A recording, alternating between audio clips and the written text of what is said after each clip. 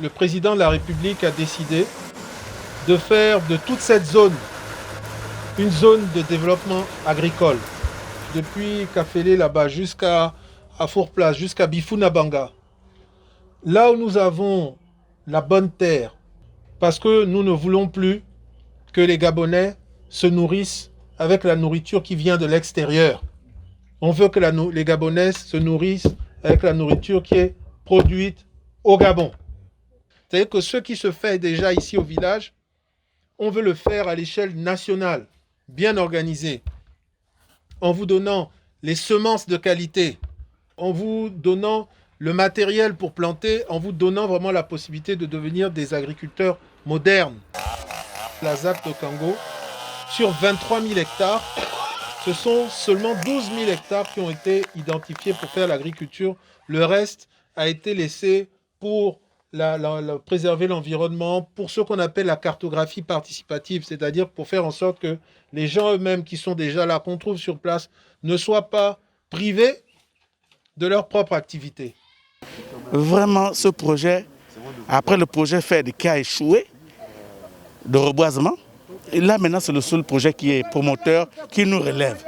Et c'est bien, pas pour moi seulement, mais pour ma jeunesse, pour les enfants que nous avons mis au monde, qui sont là parfois sans emploi. Et donc c'est bien.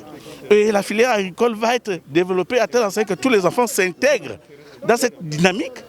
Et tous ces enfants-là, on va leur enseigner, on va leur dire que la terre est productrice de richesses.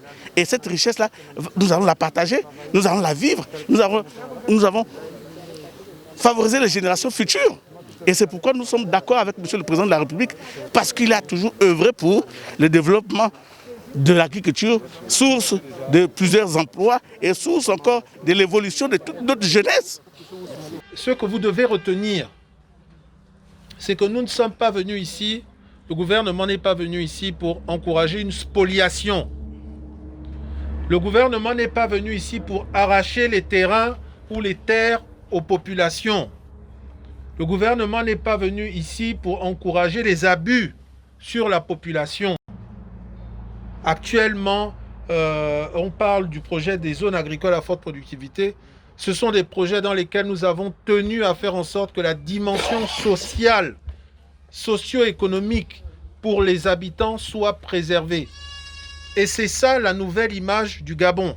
Mais je dis encore merci au chef de l'État.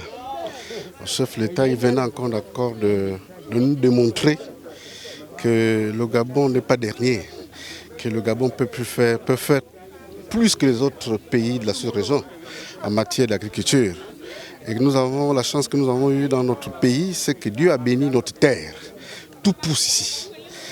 Donc avec un peu d'effort, nous avançons et nous devons sortir de l'insuffisance alimentaire.